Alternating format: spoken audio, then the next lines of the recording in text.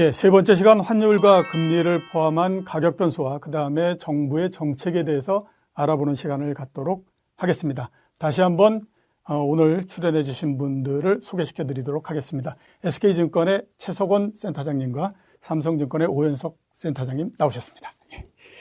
자, 먼저 환율에 대해서 한번 좀 여쭤보도록 하겠습니다. 작년도의 환율이 원달러 환율이 1,080원까지 내려갔습니다. 한때의 그 코로나19 한참일 때 1,250원까지 올라갔었고요. 그 다음에 1,300원을 넘을 거다라고 하는 전망이 있었지만, 방향이 완전히 거꾸로 가는 형태가 됐고요. 지금은 보면 1,080원에서 1,030원까지도 내려갈 수 있고, 아주 강하게 보는 쪽 입장에서는 세 자릿수의 환율도 가능하지 않겠느냐라고 하는 전망도 상당히 있는 상태이거든요. 원달러 환율에 대해서는 어떻게 전망을 하고 계십니까? 먼저 삼성증권에서 말씀해 주시겠습니다. 예, 많은 분들이 이제 국내에서 원달러 환율을 보기 때문에 원화 강세 쪽에 초점을 많이 맞추고 계시거든요. 근데 예, 그렇죠. 저희가 보기에는 지금은 원화 강세만 볼 게 아니라 글로벌리 달러 약세되고 있다라는 게 훨씬 더 중요한 것 같습니다. 지금 요번 하반기 정도에 보면은 원달러 환율이 한 14% 정도 절상이 됐는데 이게 웬만한 이머징 통화나 주요국 통화를 보면 뭐 거의 한 10% 정도의 절상은 대부분 다 이루어졌기 때문에 핵심은 달러 약세가 핵심으로 좀 봐야 되는 부분이고요. 그 연장선에서 이제 원화 강세가 이제 지속이 되는 그림으로 좀 볼 수 있을 것 같습니다. 또 이제 원화가 강세가 되면 시장 보시는 분들은 우리나라 수출 기업들의 원화 기준 채산성이 나빠지기 때문에 오히려 이제 나중에 실적에 부정적이지 않겠냐라고 이제 말씀하시는 분이 있는데 제가 예전부터 경험한 바에 따르면 주가가 됐건 환율이 됐건 결과물이지 이게 원인이 아니다라고 봐야 되거든요. 그러니까 그렇죠. 원화가 강세가 원인이 돼서 수출 기업 실적이 나빠진다라는 쪽의 해석이 아니라 우리나라 경제가 살아나거나 글로벌리 수요가 좋아지기 때문에 원화가 강세가 가고 대한민국 주가도 올라간다. 이제 이러한 쪽으로 초점을 맞추시면 과거에도 원화 강세 사이클에 주가의 흐름이 좋았다라는 게 같이 이제 매칭이 되면서 해석이 되지 않겠는가라고 보고 있고요. 저희는 올해도 연중으로 해서 원화 강세가 완만하게 진행이 된다라고 보는 시각인데 올해 중에는 작년 하반기에 워낙 많이 떨어졌기 때문에 저희 생각으로는 원달러 환율 연말 수준의 한 1,050원 정도로 현재 판단을 하고 있습니다. 예, 1,050원. 자, 말씀을 하셨으니까, 계속해서 한번 질문을 좀 드려보도록 하겠습니다. 그 원화가 강세가 됐던 가장 큰 원인이 앞에서 말씀하셨던 것처럼 이제 달러 약세 부분들에 이제 포커스가 맞춰지는 그런 그 상황인데요. 미국에서 바이든 행정부가 들어서면서 달러 약세가 계속될 거다라고 하는 전망들이 상당히 있거든요. 달러에 대해서는 지금 어떻게 평가를 하고 계십니까? 예, 지금 말씀하신 것처럼 저희는 구조적으로 이제 달러 강세는 마무리가 됐다라고 보는 시각이고요. 이게 좀 더 긴 이 시각으로 해서 보면 이 굵직굵직한 이벤트가 있으면서 이 달러 가치의 전환이 이루어졌는데 예를 들면 1985년도에 플라자 합의라는 이러한 액션이 취해지면서 달러 가치가 이제 일순간에 약해지는 상황이었고요. 또 2002년도에 보시면 그 당시에도 한 7, 8년 정도 달러의 나홀로 강세가 있었는데 그때 이제 2002년도에 중국이 WTO 가입하면서 글로벌 경제에 중국이 이제 최초로 명함을 내밀던 그 시기를 기점으로 해서 또 달러 가치가 약세로 넘어갔습니다. 다음에 이제 작년 같은 경우에는 이유가 어찌됐든 간에 사후적으로 보면 코로나가 또 의미 있는 변곡점이 좀 됐다라고 보여지고요. 또 저희가 보기에 아주 쉽게 말씀을 드리면 달러는 이렇게 약간 좀 스마일 커브라고 해서요. 그냥 웃을 때 이 양쪽에 윗골이 올라가는 요 시기에 달러가 강해지는데 하나는 전 세계 경제가 다 같이 침체에 빠졌을 때는 안전자산 통화 쪽에 수요가 올라가는 부분이 있고요. 다른 한쪽은 전 세계 경제가 비리비리한데 미국만 나홀로 강했을 때 달러 강세가 진행이 됐었는데 최근까지의 흐름은 전 세계 경제가 비리비리한데 미국만 좋았던 상황이었고요. 요게 이제 미국 이외의 경제들이 어느 정도 이제 올라오면서 성장의 격차가 줄어드는 과정에서 달러와의 약세가 좀 진행이 된다라고 보여지고요. 거기에 이제 아까 말씀하셨던 바이든 정부에서의 확대 재정 이러한 부분이 또 심리 측면에서는 달러 약세를 좀 더 부추기는 쪽으로 간다라고 보고 있습니다. 예, 알겠습니다. 최석원 센터장님께 또 여쭤봐야 될 것 같은데, 자, 우선 이제 달러 약세 전망에 대해서는 어떻게 지금 평가하고 계십니까? 예, 달러 약세 많이 됐죠. 예, 작년 내내 많이 됐고, 그 힘의 근원이 뭔가를 좀 생각해 봐야 되거든요. 예. 사실 작년에 경제가 다 나빴었잖아요. 그리고, 특히 생각해 보면 유럽이 미국보다 더 나았냐? 예. 그러면 제가 보기엔 그렇지 않았거든요. 예. 그런데 유로화에 대해서도 달러가 더 약세였다는 거예요. 이 얘기는 결국은 미국이 달러화 약세를 의도적으로 주도하고 있다는 생각을 할 수밖에 없다. 그냥 경제만 우리 놓고 본다 그러면 미국이 더 좋아야 되는데 왜 그 유로화가 더 강세냐는 거죠. 그건 결국 미국이 정책적으로 뭔가를 의도할 수 있는 집중력과 실행 여력 측면에서 훨씬 더 강하다는 얘기고,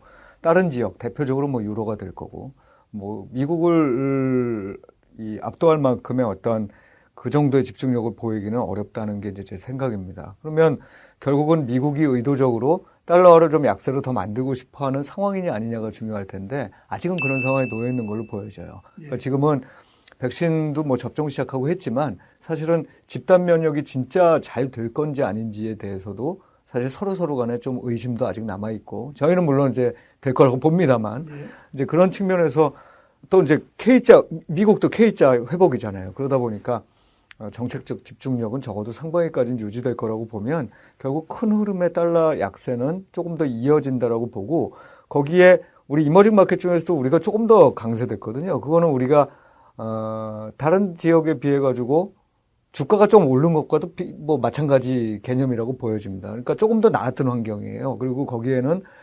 수출 중심 기업들이 많이 여전히 작동을 하는데, 그네들이 벌어들이는 돈들이 상당히 많았고, 사실은 서비스업 쪽에 우리가 적자가 심했는데 서비스업 쪽 적자는 줄어드는 방향에, 왜냐하면 못 움직이니까 여행도 못 가고, 이게 이제 영향을 미친 건데 그게 쉽게 풀리지 않는다는 점에서는 워낙 이 강세와 달러 약세 흐름은 좀 더 유지될 거라고 보는데, 이제 문제는 결국은 반복적으로 말씀을 드리는 것처럼 하반기 때 정책의 어떤 정책 자체가 안 변하더라도 그 기대가 변하고 했을 때 전체 시장이 울퉁불퉁해지면 그때도 과연 그러면 계속적으로 달러와 약세라는 게 유지될 것이냐.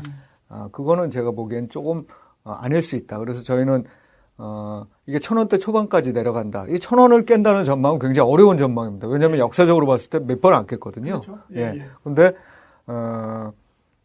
이 하반기 때 됐을 때는 1,000원대 초반에서 오히려 소폭 좀 올라가서 한 1,100원 정도 수준 내외에서 마치지 않겠느냐, 이런 전망을 갖고 있습니다. 예, 두 분 다 삼성에서는 1,050원 정도를 바닥으로 보셨고, 그 다음에 SK증권에서는 1,100원을 넘지 않고 1,000원대 초반, 그러니까 그 대략 한 뭐 100원 사이의 박스권 내를 전망을 하셨기 때문에 지금보다는 조금 좀 낮아지는 정도, 이런 정도로서 우리가 한번 좀 정리해 볼 수 있지 않을까라는 생각이 좀 듭니다. 자, 또 하나 우리가 관심을 갖고 있는 통화 중에 하나가 위안화입니다. 작년도에 굉장히 강세가 됐고요. 지금 그 전망이 나오는 거를 보면 원래 당초의 그 전망은 달러당 6.3위안 정도가 바닥이 아니겠느냐라는 생각들을 굉장히 많이 했었는데, 최근에는 5.8위안까지도 전망이 계속해서 지금 낮아지고 있는 상태입니다. 그래서 위안화 강세가 올해도 계속될 것인가 하는 부분들에 대해서 우리가 상당히 궁금할 수밖에 없는데요. 먼저 SK증권에서는 어떻게 지금 보고 계십니까? 위안화 강세는 결국 달러가 약세가 되니까 위안화가 강세가 되는 건데, 사실 전체적인 위안화 강세 폭은 그렇게 크지는 않았었어요. 예. 다른 나라에 비해서는, 우리나라에 비해서도. 근데 그거는 결국은 덜 떨어졌다는 얘기인 거죠. 생각해 보면은 어느 정도의 조절이 좀 있었다는 얘기고. 그런데 사실 글로벌 경제 전체적으로 놓고 보면은 정책적 의도 이외에 이제 환율에 영향을 미치는 요소라는 게 경제적인 어떤 성과의 측면에서 보면 뭐 수출도 엄청 잘 되고 경상수지 흑자가 막 늘어나요. 그러니까 결국은 중국 쪽이 이 내부의 여러 가지 이제 이 시스테믹 리스크로 뭔가가 전이되지 않을까 하는 신용 문제 이런 거가 있어서 또 뭐 달러를 필요로 한다 이런 얘기도 있지만, 사실은 경제 상황을 놓고 보면 지금 달러가 막 들어오고 있는 상황이기도 합니다. 그래서 제가 보기에는 안정이 추가로 돼야 되고요. 게다가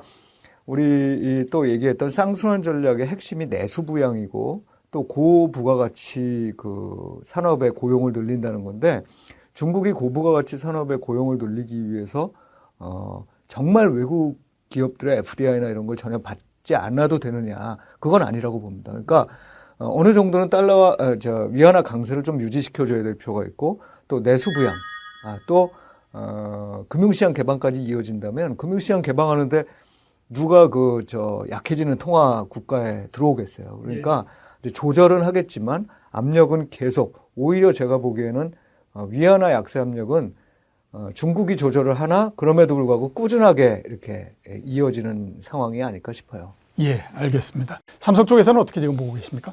예, 저희도 강세 흐름 연장이 될 수 있다라고 보는 시각이고요. 예. 기본적으로는 그 위안화 이제 국제화하겠다라는 이 기본적인 시각은 중국 정부나 관료들이 계속 갖고 있는 상황이기 때문에 예. 국제화하기 위해서는 기축통화 지위는 어느 정도 환의 이 강세 통해 가지고 공감대를 좀 만들어야 되는 부분이 있다라고 보여지고요. 단기적인 흐름하에서 보면 일단 미중 무역 전쟁이 지금 약간 소강 상태에 들어가면서 그러한 게 좀 영향 미친 부분이 있고 또 내수 중심으로 성장해야 되는데 그 중에 하나가 시장 개방인데 시장 개방하기 위해서라도 위안화를 어느 정도 강세로 만들겠다라는 의지가 지금의 그 중국의 외환 시장에 좀 반영된다라고 보여지고요. 최근에 또 인민은행이 이게 고시환율 나오는 거 보면은 계속해서 좀 강세를 좀 이렇게 유도하는 쪽으로 가기 때문에 뭐 당국의 의지 또 미중 간의 좀 소강 상태 또 내수 중심의 성장 이러한 것들이 같이 맞물리면서 전반적으로는 강세 흐름이 좀 연장이 될 수 있다라고 보고 있습니다. 예, 알겠습니다. 자, 전체적으로 위안화의 강세가 조금은 더 이어질 것 같다라고 말씀을 하셨고요. 다음으로 이제 금리에 대해서 한번 좀 여쭤보도록 하겠습니다. 아마 기준금리 인상에 대해서 전망하는 곳은 아마 아무 데도 없지 않을까라는 생각이 듭니다. 미국의 연준이 작년도에 코로나19가 본격적으로 확산이 되고 그다음에 금리를 본격적으로 내릴 때에 약속을 했던 것이 이제 2023년도가 되기 전까지는 금리를 인상하지 않겠다라고 하는 부분들도 있을 뿐만 아니라 아직까지는 이 상황을 봤을 때 연준이 금리를 인상해도 되겠다라고 생각할 정도로 상황이 개선이 되거나 이렇게 자신할 수 없는 상태이기 때문에 아마 어느 나라도 올해에 섣불리 기준금리를 움직이거나 이런 나라는 없을 거라고 지금 생각이 되는데요.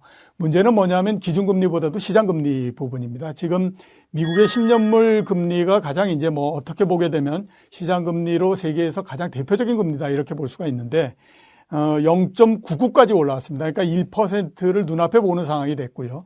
그다음에 1%를 넘으면서부터는 아마 조금 더 상승이 빨라질 가능성도 있지 않느냐라는 얘기들을 하고 있고 그다음에 과거에 0.25%의 미국이 그 기준금리를 갖고 갔을 때에 시장금리와 스프레드가 가장 많이 벌어졌을 때 2.5%포인트까지도 벌어진 것을 감안하게 되면 시장금리가 막 이렇게 올라가기 시작하면 2%도 못 갈다는 법은 없지 않느냐라는 얘기들도 있고 그런 상태입니다. 그만큼 이제 금리가 어떻게 생각하면 상승 압력이 시장금리가 있을 수 있는 가능성이 있다라고 볼 수 있고 이 시장금리가 올라간다라고 하는 것 자체는 주식시장에 굉장히 부담을 많이 주는 부분들이기 때문에 시장금리가 어떻게 될 것인가 하는 부분들이 굉장히 궁금할 수밖에 없거든요.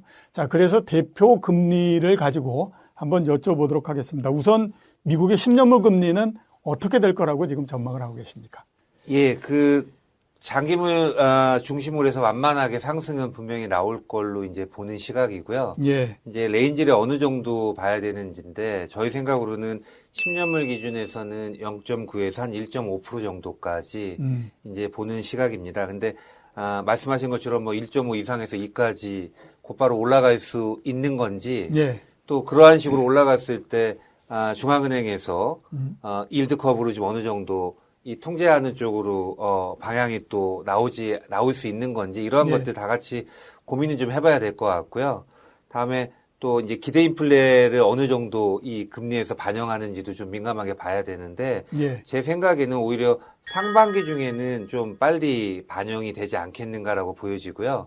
또 오늘 같은 경우에도 조지아 이 선거에서 민주당이 이제 당선 가능성이 올라가면서 곧바로 보면 외환시장에서 달러 약세, 다음에 시장금리 상승. 예. 이게 이제 바이든 정부에서의 재정 확대, 뭐 이거하고 다 같이 맞물리는 그림이거든요. 그렇죠. 그래서 아마 인플레 기대 심리도 상반기에 좀 올라갈 수 있고 민주당 정부에서의 확대 재정에 대한 부분도 채권 시장에서 빨리 반영하는 게 대부분 상반기 정도에 반영이 되지 않겠는가 이제 이러한 정도로 판단을 좀 하고 있습니다. 예. 자, 최석원 센터님은 어떻게 보십니까? 결국은 크리티컬 포인트 예. 를 얼마로 보고 있느냐, 연준이. 크리티컬 포인트. 예. 그러니까 그 금리 수준을 얼마로 보고 있느냐. 그게 뭐 정해져 있겠습니까, 사실은? 뭐 예를 들면 인플레이션이 더 높게 올라가면 그 포인트는 좀 높아질 것이고, 예. 그다음에 낮게 안정될 수 있다면 사실은 뭐 좀 더 낮은 수준이 될 수도 있을 것이고, 뭐 이런 이 여러 가지가 이 맞물려 돌아가는 거기 때문에 사실 그거를 얼마다라고 찍기는 상당히 어려울 것 같아요. 그런데 이제 지금 평균적인 시각은 한 1.5% 정도로 예. 보는 것 같습니다. 과거보다 훨씬 낮은 수준이죠. 예. 정책금리가 0%여도 말씀하신 대로 2.5%까지 벌어지기도 했었거든요. 근데 그 정도까지 가기에는 지금 상황은 저금리 의존도가 너무 높아졌다. 저금리 의존도가 민간뿐만 아니라 정부도 높아졌다는 거예요. 예. 예, 정부가 워낙에 많은 부채를 그렇죠. 지고 있으니까 금리가 올라가면 이제 부담스러워지는 거죠. 그러면 이제 또 거기서 중요한 거는 그 다음에 1.5%가 되면 이거를 과연 막을 수 있냐, 통제를 할 수 있는 가능성이 있느냐인데 지금으로서는 양쪽 다 뭐 근거가 있는 얘기인 것 같아요. 그러니까 1.5% 정도가 되고 그 이상으로 오르려고 했을 때 다양한 방식을 통해서 미국의 금리를 좀 안정시키려는 노력이 작동될 수 있느냐에 대한 믿음은 좀 있는 것 같고, 예. 그런 믿음이 있다고 한다면 사실은 그 이상으로 금리가 많이 오르기도 좀 어려울 거라고 생각이 듭니다. 특히나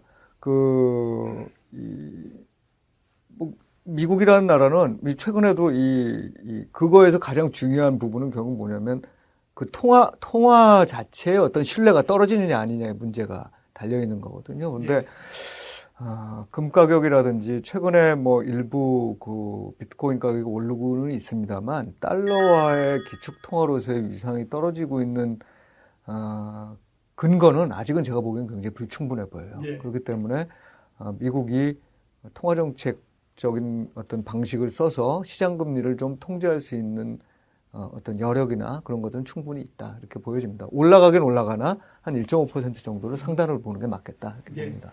올라가기는 하나 미국의 10년물 금리가 1.5%를 상단으로서 보는 게 맞지 않느냐 이렇게 이제 말씀하셨고요.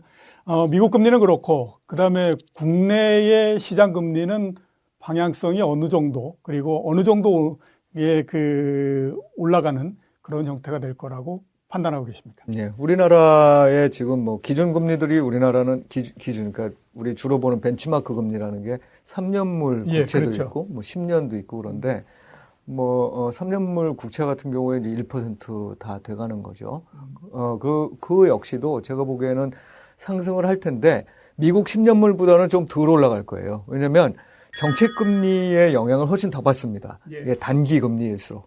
그러니까 결국은 그게 우리 채권 시장에서는 아비트러지 효과라고 얘기를 할 수 있겠죠. 그러니까 그런 효과 때문에 10년짜리에 비해서는 3년짜리가 정책 금리가 여기 딱 묶여 있으면 그거에 더 이제 타이드에서 움직이는 경향이 강하고 단지 우리나라 10년짜리 금리는 미국처럼 더 올라갈 거예요. 그러면 지금 한 1.7, 뭐 1.6 그렇게 움직이고 있는데 이게 2%를 넘어가는 그런 상황도 제가 보기엔 상반기 중에는 좀 연출될 수 있지 않을까. 이제 걱정이 되는 건 우리나라가 그렇게 됐을 때 사실은 정책적 제약이 좀 생기지 않을까 싶어가지고 그래서 걱정이 되긴 하는데 어쨌든 그 이상의 상승을 막기 위한 노력들은 또 한편으로 그 이상이 될 것 같다면 이어질 거다라고는 봅니다. 예. 자, 오 센터님은 어떻게 보십니까? 올해의 그 우리나라 금리에 대해서는 어떻게 지금 보십니까? 예, 저희도 이게 전반적으로는 좀 상승하는 쪽에 무게가 실리는데 그 채권 시장 쪽 저희 애널리스트의 이제 시각으로 해서 말씀을 드리면 지난 10년간의 이 스프레드를 보면 기준금리 대비해서 3년물이 한 50bp 정도가 거의 이제 상단 정도였고, 물론 이제 일시적으로 올라갈 수는 있지만은 그 50bp 이상에서 장기간 머문 케이스는 많지 않다라는 정도고요. 또 3년물하고 10년물 간의 스프레드는 한 70bp 정도가 지난 10년간의 상단 정도 역할을 했기 때문에 이제 그 연장선에서 보면 10년물 같은 경우에 추가적인 상승은 있다 하더라도 저희 시각으로는 금리 상승폭 자체가 그렇게 크게 올라가지는 않는다라고 보고 있습니다. 예, 두 분 모두 다의 말씀을 종합하더라도 미국과 한국의 금리의 방향성 자체는 위로 정해질 가능성이 상당히 높지만 상단 자체가 지금보다도 월등히 높아지거나 이러는 일은 발생하지 않을 거다. 이렇게 우리가 정리해 볼 수 있을 것 같습니다. 자, 연준을 포함해서, 연준 쪽으로 아무튼, 전체적인 포커스를 맞춰서 한번 좀 여쭤보도록 하죠. 연준의 정책이 어떻게 될 것인가 하는 부분들입니다. 금리를 올리거나 이러는 일은 없을 거라고 생각이 되는데, 유동성을 추가적으로 공급하는 정책이 계속될 건지, 아니면 또 그동안에 이제 약속했던 여러 가지 정책들이 있지 않습니까? 일드 커브를 어느 정도로서 제한을 한다든가 이런 부분들이 있었는데 그런 것들을 우리가 종합해서 얘기를 했을 때에 연준의 정책이 어떤 방향으로 갈 거라고 지금 보고 계십니까? 예, 지금은 현재의 정책 스탠스가 계속 유지가 되는데, 지금 현재 월간으로 채권 매입이 한 1,200억 불 정도 되는 수준입니다. 그래서 이러한 자산 매입 규모가 유지가 된다라고 저희는 보는 시각이고, 그럼 언제 정도에 이게 축소가 될 거냐, 이제 소위 말하면 테이퍼링이 언제 나올 거냐인데, 저희 생각으로는 2022년 말 정도까지는 그러한 변화 없이 지금의 요 매입 규모는 계속 유지가 이제 된다라고 보기 때문에 당분간은 이제 크게 변화는 나오지 않는다라고 보고 있고요. 또 얘네들 계속해서 포워드 가이던스에서 얘기하는 게 4% 초반의 실업률, 또 2% 이상의 핵심 물가인데 이것도 평균 기준에서 2% 이상으로 보기 때문에 그러한 거 달성하려면 시간이 훨씬 더 뒤로 간다라고 보여지고요. 그래서 당분간은 특별하게 액션은 지금 정도에서 시장에서 느끼는 좀 긴축의 이러한 시그널은 당분간은 나오기 어렵다라고 보고 있습니다. 최석원 센터님은 어떻게 좀 연준의 정책에 대해서 어떻게 평가하고 계십니까? 어떻게 전망하실 것이고? 그 연준은 아마 이제 어떤 방식일 것 같냐면 경제가 좋아지게 되면 그냥 지금하고 비슷하게 이건 뭉갠다는 표현은 아니지만 별 얘기 없이 가다가 상황이 좀 안 좋아질 것 같다는 느낌이 들면 이제 꺼내놓을 카드들이 몇 개 지금 준비되어 있습니다. 그 중에 하나가 예를 들면 average inflation 타겟이잖아요. 근데 그런 거라든지 또는 직접 일드 커브를 컨트롤한다든지 이런 아니면 또 오퍼레이션 트위스팅이라고 또 얘기를 하기도 하죠. 이런 여러 가지 이제 방법들을 쓸 텐데 어쨌든 경기가 올해 중에 좀 회복될 거라고 생각이 들고 있기 때문에 올해는 그냥 가만히 있을 것 같아요. 가만히 있다. 근데 가만히 있다는 게 어떤 얘기냐면 사실은 추가적으로 유동성을 막 계속 더 줘가지고 더 뭔가를 부양해야 되지는 않을 수 있다라는 생각을 하는 단계인 거거든요. 그래서 사실은 에버리지 인플레이션 타겟이라는 것도 이게 원래 페드 논문 보면은 4년에서 8년의 인플레이션 에버리지를 보자 이렇게 얘기를 한 논문이 나와 있어요. 그런데 이제 막상 제롬 파월 의장은 얘기를 안 합니다. 얼마로 그거를 볼 건지. 그건 뭐냐면 그때 다르다는 거거든요. 그러니까 말하자면 인플레이션이 진짜로 높아지면 그거 다 내가 언제 4년 평균 본다 그랬어? 한 2개월 평균 본다 그랬지? 이럴 수도 있다는 얘기죠. 그래서 어쨌든 이제 요약해서 말씀을 드리면 연준은 이 경기를 죽이기 위해서 노력하는 기관은 절대 아니다. 그렇죠. 민간 경기가 나쁘기 때문에. 다만 그렇다고 해서 경기가 회복되고 있는데 더 많은 돈을 계속해서 줘가지고 이거를 이 부스팅하는 이런 전략도 취하지 않을 거다라는 게 제 생각이에요. 그래서 전체적으로 봤을 때 그냥 아무것도 안 할 가능성이 높다. 이렇게 말씀을 해주셨는데, 추가적으로 질문을 하나만 더 제가 최석원 센터장님께 드리도록 하겠습니다. 상황이 굉장히 이제 좀, 이렇게 괜찮아지면, 그리고 또, 주가 자체도 상당히 높고 그래서, 이게 가격 자체에 대한 부담을 연준이 좀 느끼고 그럴 경우에, 실제적으로 금리 인상을 안 한다고 하더라도 금리를 인상할 수 있는 가능성을 비추면서 시장을 한번 테스트해 볼 가능성도 있지 않느냐라고 볼 수 있거든요. 그리고 그런 부분들은 이제 과거에도 그 전례가 있었던 것이 이제 버냉키 쇼크 때 보면 실제로 금리를 인상하지 않지만 뭐 이 정도 되면 그동안에 했던 정책들을 이제 좀 그만할 때도 되지 않았습니까? 이렇게 얘기를 함으로 해서 시장을 한 번 정도 테스트하는 그런 국면들이 있었거든요.